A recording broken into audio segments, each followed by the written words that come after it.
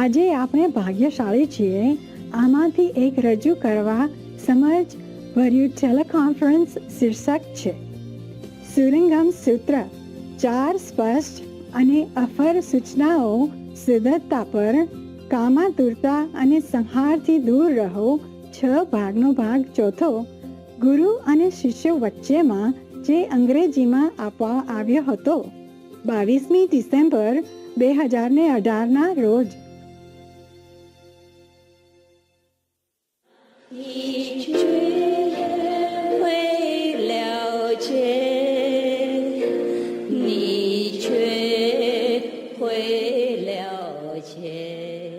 Continue the Buddha. When you teach people in the world to cultivate samadhi, they must first of all have the mind of lust. This is the first clear and unalterable instruction on purity given by the first come ones and the Buddhas and the world honored ones of the past. When he teaches the same, like all the Buddha. This is the teaching, it should be given to people. Therefore, Ananda, if cultivators of chant samadhi do not cut off lust, they will be like someone who cooks sand in the hope of getting rice out of it. After hundreds of thousands of aeons, it will still be just hot sand, no matter how long you cultivate. If your concept is not right, as the Buddha taught, then you will be nothing, get nowhere. Just like cooking sand and hoping to get rice out of it. Why? The Buddha continued. Why? It wasn't rice to begin with. It was only sand. Well, why do I know that? You know that, right? If we cook sand, it won't be rice. So, if you seek the Buddha's wonderful fruition and still have physical lust, then even if you attain a wonderful awakening, it will be based in lust only.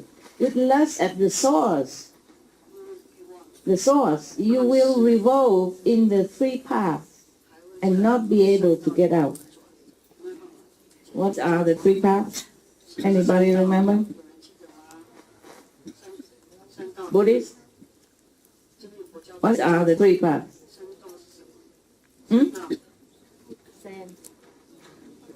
Huh? Susan? Okay, yes.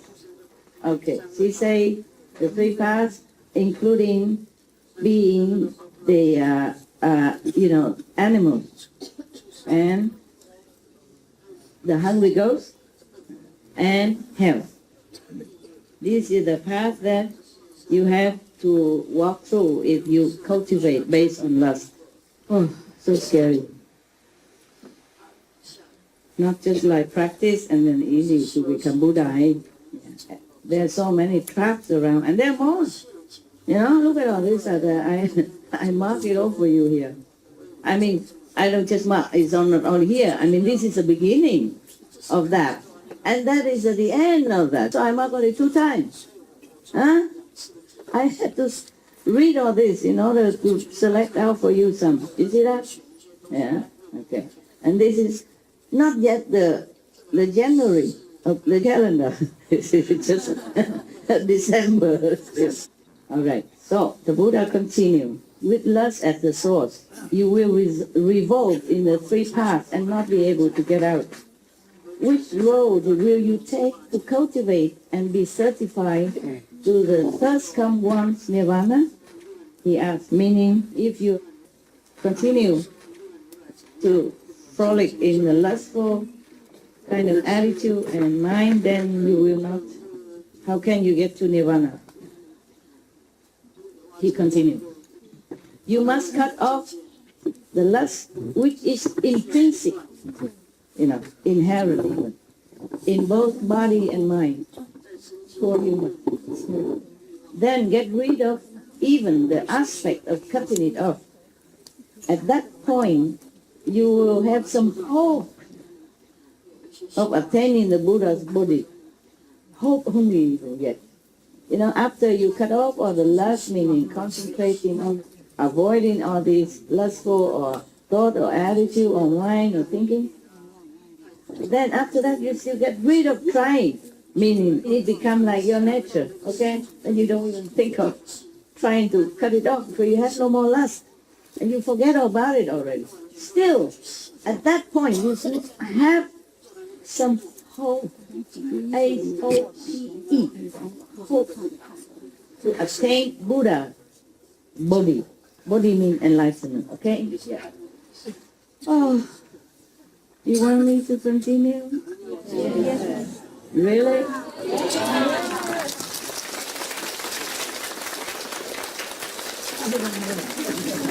It seems so hopeless. After doing all that, it seems just hopeless. Okay, and where are we all going? Huh? You and I, huh? It's okay. It's okay. There is hope. Okay? There is enlightenment. Maybe seems difficult. Avoiding temptation, lust seems to be difficult. But if we know we have it, we still can be redeemed.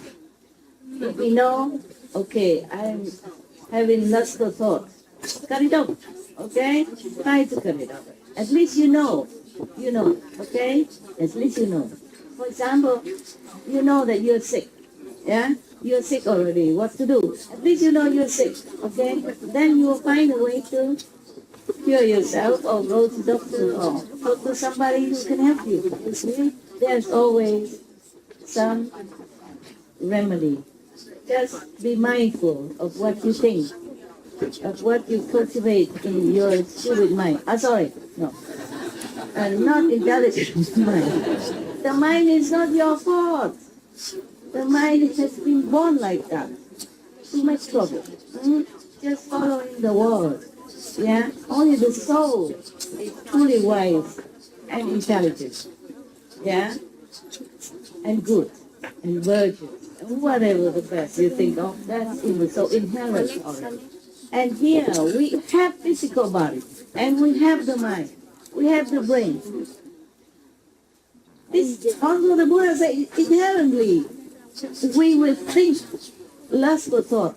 Yeah, the hormones, the society, infection, the example of others, the company we mix with, the work we're doing, the picture we see daily, okay, the people we contact, all these are there just to make us struggle. So just know that, okay, and try your best. Always think the opposite way. Remember the 5 holy names. Remember to pray to all the saints, the master to help you. Then it's okay. Yeah? It's not as okay as if you don't have. But we try our best. And our heavens know how difficult it is to live in this world and being like a pure lotus in the mud. How difficult that is. Even if you don't want to have any lustful, for example, relationship, somebody come along and try to strut you around until you give in. Because maybe you feel sorry for that the guy or girl trying too hard. Maybe you're just lonely at that time. Maybe you just gone through a difficult period of your life. Maybe you just lost your job. Or maybe you just gone through the winter of your spiritual cultivation. And maybe you just lost some loved ones and you're just lonely, you're just weak and something come attack you. This is a Maya. The Maya will use anything to attack you. Not just person. Use anything at all. Creating problem for you. So be merciful to yourself. Just be aware, okay? Do not try to condemn yourself too hard. You're only human. We are only humans, okay? Well, I don't mean you are human. I mean you have human's body. And the human body, human's brains are source of all illness.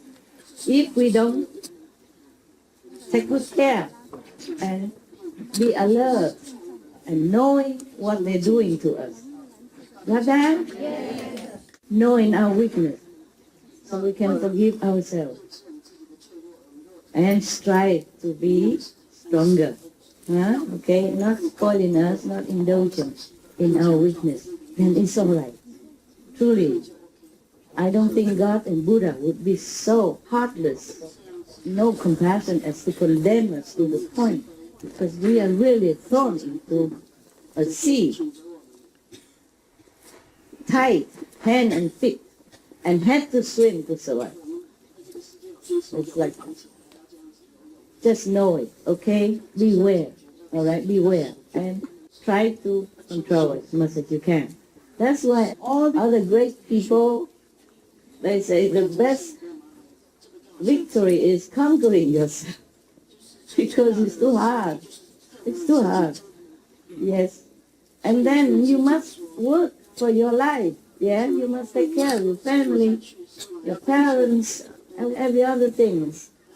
They take all your time already. We have only 24 hours, and we need to sleep 8 hours, or more or less. And we have to cook, we have to go shopping, we have to eat, we have to take care of our clothes, we have to pay tax, we have to drive car to work, drive back, insurance. Oh, God. Truly, if I am still in the world, like you are, with husband, wife, children, I'm not sure if I could even meditate as good as you do. Good for Buddha that he left the whole kingdom, left for 500 concubines, yeah? 500, but that's a fixed number in India, I told you. That could mean 200, it could be 50. I mean, a lot, many, many.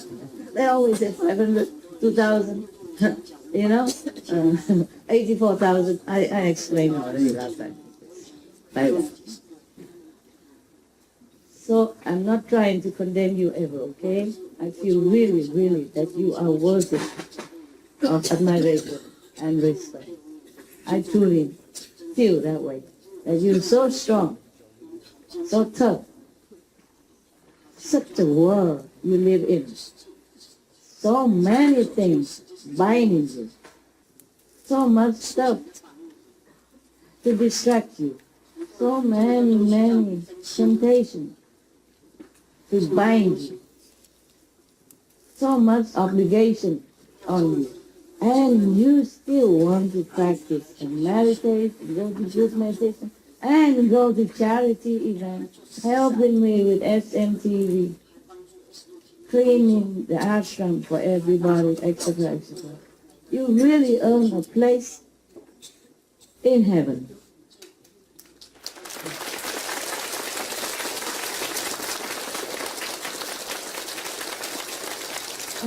I really, really love you, even the least of you. Even you can't meditate very well, I do love you, because I know it's just a world. It's like that. I don't know how anyone can survive here so long with all this surrounding, tiring job and obligation and temptation and work and whatever, yeah. And the physical body demand, and physical body weakness, and the mind's trouble, the mind's weakness, and the surrounding companies, not all of them are good for you. Yes. And once you make a mistake, it's difficult to go back. It just keeps binding you, and one lead to another. It's like somebody doesn't want to get married, to begin with. But then he or she got married, somehow got married. And then it's not ending there, had children, and then work harder. Yeah, work harder. And more anxiety, more worry because of the kids, so the love for the kids. I don't mean that is a bad thing to have children or anything. What I mean is that it probably wasn't the thing you want to begin with. And then you pass into it, and you can't get out. Just get more and more trouble. More children, and then later more grandchildren, and more whatever. And then the in-laws together, and, the trouble that's brought with. It's a package deal. It's a package deal. It's not just one person coming to your life. It's many things. The wives and husband friends, the wife and the husband family, wives and husband, other not too good company, yeah, etc., etc., etc., etc., and the colleagues and the boss. Oh, God. I really think you are tough guys. Tough. You are made of iron. I should call you iron in his shape. How do you do all this? I don't know. I had only 7 dogs and several, maybe tens of thousands of disciples, and I'm already very tired. I don't know how you do all this. And disciples are mostly very good. Yeah? All right. No, I truly, really, really love you because I know what you go through every day, every single day of your life.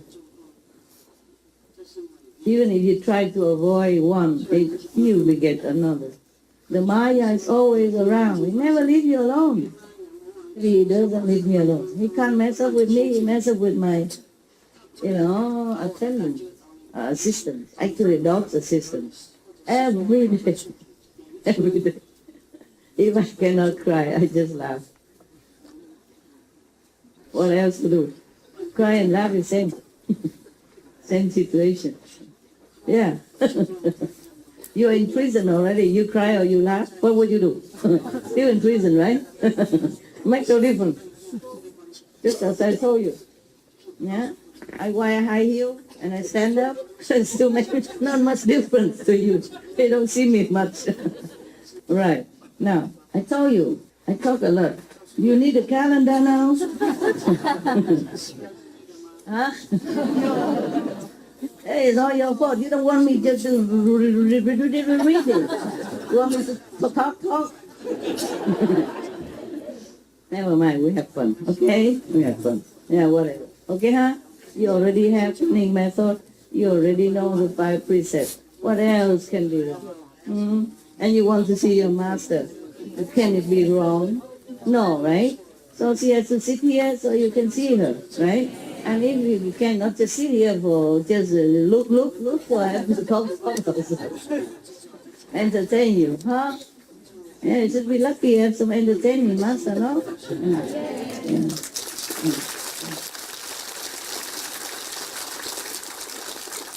All right, my ego is going up already.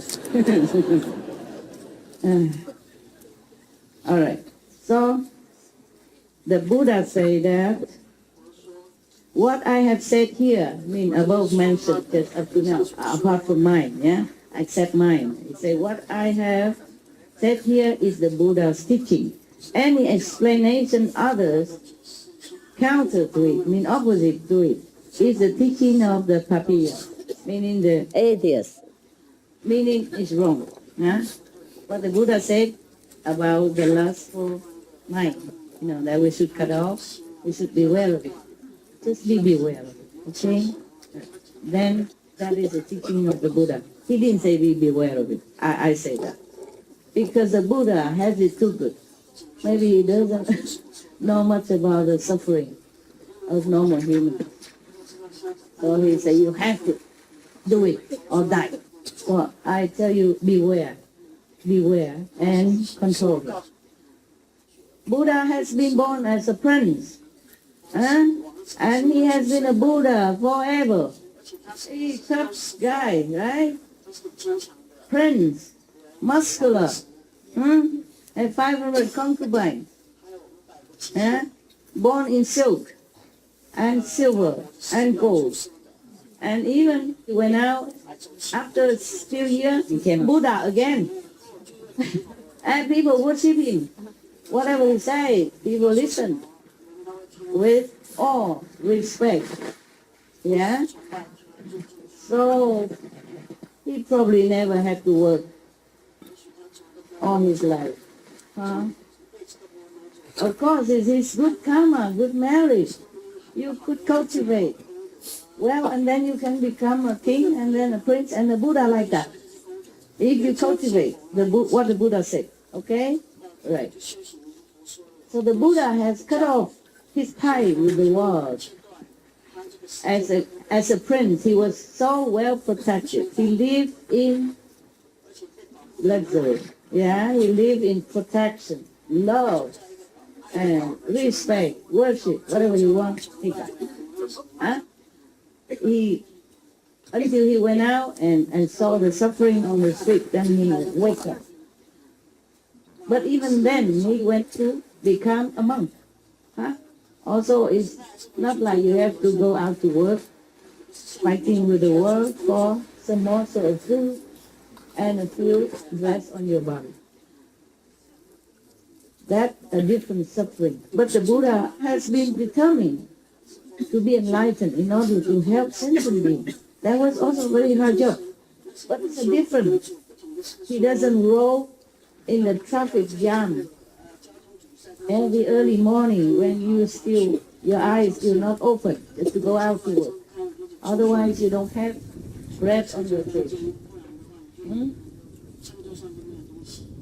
And at that time, he doesn't have to breathe pollution air like the way we do now, which contaminates our body, weaken our resistance, blurring our mind. We have all this now. You have all this now. Apart from other hardship you have to endure every day in your life. So if the Buddha were born again in this lifetime with you, in your century, in your generation, and have to undergo all this hardship, then probably he would be more lenient. But of course, you must remember, he's talking to the monks, yes, to the assembly of monks who's already arhat, who is already pure, already left everything behind and has the fortune to be cut off from all the mundane obligations, trouble, and temptation. All they do is just take their bowl, go around in the village, have whatever they have, come back, eat their food, meditate, listen to the Buddha, living a very, not too bad life. Even though maybe to bake and eat only once a day, maybe it's unimaginable to you. But you get used to it. And if you have no choice, that'd probably be good. Yeah, I'm telling you. Because they will be busy with some other things, you know. They will answer other lay disciples to come and ask. The lay disciple don't always ask the Buddha. The Buddha is not always available. He has to go samadhi. He has to meditate. So maybe they ask Ananda, they ask other monks. So they're also busy teaching them.